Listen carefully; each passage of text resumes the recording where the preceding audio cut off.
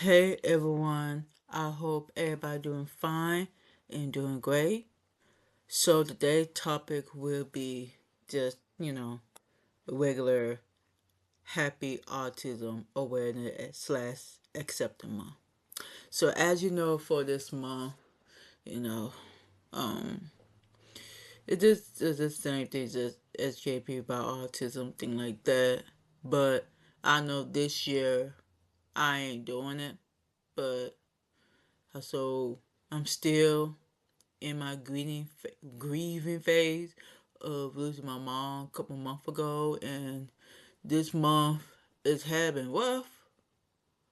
But like last week was my mama anniversary to my dad, and then her birthday coming up, which is 4/20. So that gonna be rough. Then next month, my graduation, then Mother's Day. So I'm just not meant to prepare, but I really ain't, y'all. But other than that, since Autism Awareness Acceptance Month, you know, it's all about spreading awareness about autism and make sure people don't spread misinformation about autism.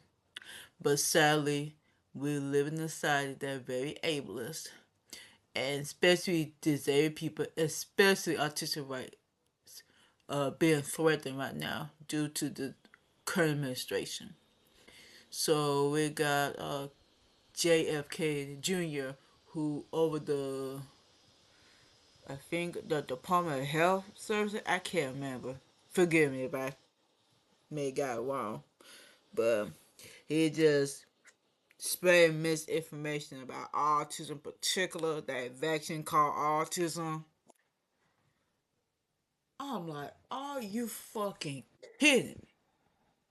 I'm like, are you kidding me? Autism vaccine called autism. That shit had been debunked. I don't know how many fucking times. But still, we got people like that fool speak like that, and I'm like, ugh. Then we got people don't who never got exposed to disabled people or autistic people generally, so they have like um may a bias toward autistic people. Maybe they don't know how to interact with someone who's different, and what they see on TV or what they think about autism, and then autism it has so many disparity when we try to get it because we know black or brown people, women, LGBT plus, basically everybody who marginalized do not get the same recognition as our white autistic people with privileges. So yeah, and I've never been active in the autistic community for a good minute since 2021 because of the autistic stream situation. So that I was over it. But and plus, I'm not doing no advocacy work recently, but for the past few years because of school.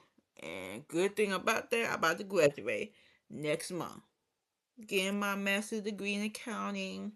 So I'm pretty excited about it. So I'm probably gonna talk about it from 2 weeks later, and I can't wait to talk about it, y'all. So, do, do, do, do, do. Maybe this semester has been rough. Whew. And just going on my life though. So I'm gonna say I made it this far. So, but yeah, but yeah, just just imagine just having me and other people who have autism or doing the damn thing because we need some good representation of people like us, like particular black autistic people, because you don't get that every day. So I know that there probably are few black autistic people are making a name for themselves. And I think I met one person, I think last year while we were speaking at a event or two. I think it was I forgot the name of the event, but he was a waist tracker, waist wait, waist rider. for, you know, like people run track and stuff, you know, racing, nice racer, everything. But he autistic and black, and I like, oh, she okay. Uh, he pretty cool though. I think he live in California if I remember correctly. I can't remember his name though, but that cool though. But he's basically doing the damn thing, and I'm proud of him. And other autistic people, black autistic people I know that I follow, or do the damn thing. You know, a researcher, Tim, here the researcher at a university, and also I heard he get, you know, he uh give now he engaged now, so he about to get married. So I'm like, oh gosh, but I don't know when, you know, they go do their wedding. Wow, we gonna see. So I'm pretty happy for him. Um, and of course, Autism Black, um, Maria, and I don't think I'm 10 this year. And plus, it's during the week that I had to go to work. So, yeah, but I think I might buy I get the recording of the event maybe a couple days later. I may person and watch it. I probably gonna miss the whole thing, so yeah. But I don't know. We gonna see how life go. We all are doing the damn thing and spreading awareness about autism and thing like that. And I saw the other day on TikTok because, you know, I don't be on TikTok like I used to. And no social media place because I wasn't active because life going on in my life. But I meant to make a video about it. You know, hey, I'm doing okay, but I haven't. But I might have to. But yeah. What am I saying? Um, yeah, just, you know, as we continue to spread awareness about autism, even though we kind of talk about the same thing again, and I saw one of my mentor on TikTok mentioned the other day, but I think I saved it.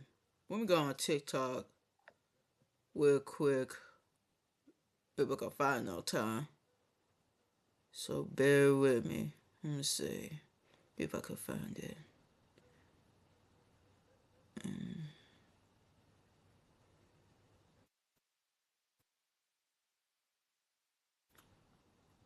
Okay, I don't know how long is the video, but I'm gonna play it for y'all. Okay.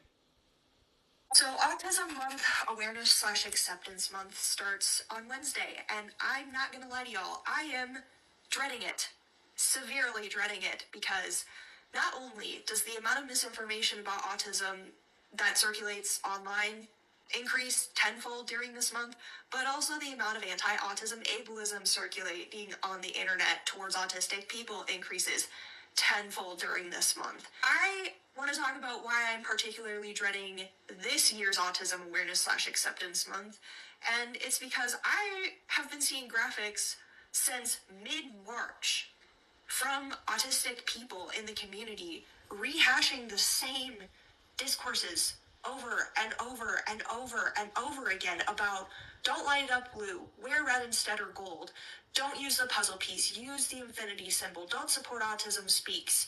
The same talking points that come out each and every year, like clockwork. And I just want to say that this year, this Autism Month, Acceptance Awareness Month, as somebody who has previously engaged in that discourse and has grown from it, that's not the direction that we should be taking as a community. We need to be engaging with and bringing awareness to the fact that there are actual things happening in our community that are threatening civil rights for high support needs autistic kids, high support needs autistic teens, and high support needs autistic adults in our community that deserve the attention of not just our community, but the rest of the world. Like, for example, did you know that Section 504 in Texas is being threatened right now? And specifically, they are trying to take away the collaborative, interactive process of Section 504, making it difficult to be able to accommodate students in the classroom and being able to have that interactive collaborative process of going to the teacher and saying, hey, this is what my student needs, and the teacher saying, okay, I can accommodate this, but I need your opinion on this, and having it be a back and forth interactive process. That is being threatened right now, which is a core staple of what Section 504 is and how kids get accommodations in classrooms. That is being threatened right now. As well, in Minnesota, Medicaid is being threatened right now to be defunded, and that means that so many families of autistic children will lose life-saving services for their child that help their child to live the most independent and autonomous life possible for them. Those are the things that our community needs to be focusing on and bringing awareness to help our community. Because as much as a lot of people think that the same discourses of wear red instead, don't use the puzzle piece, they think that's helping. But in all actuality, these things can be set aside.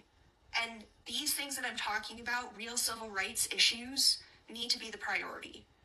That's what I'm challenging our community to do, is to bring awareness to issues that are happening in the community and action items that we can take as a community to help stop some of the things that are happening. Like, for example, if you live in Texas, call your representatives, especially if your representative is a Republican, and tell them why you think Section 504 is so important and why they should preserve it.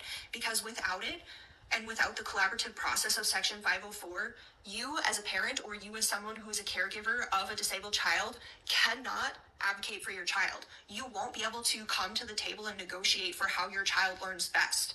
And an administration of your school will be able to tell you, this is what we can do for your child, and we will not be able to give you anything further.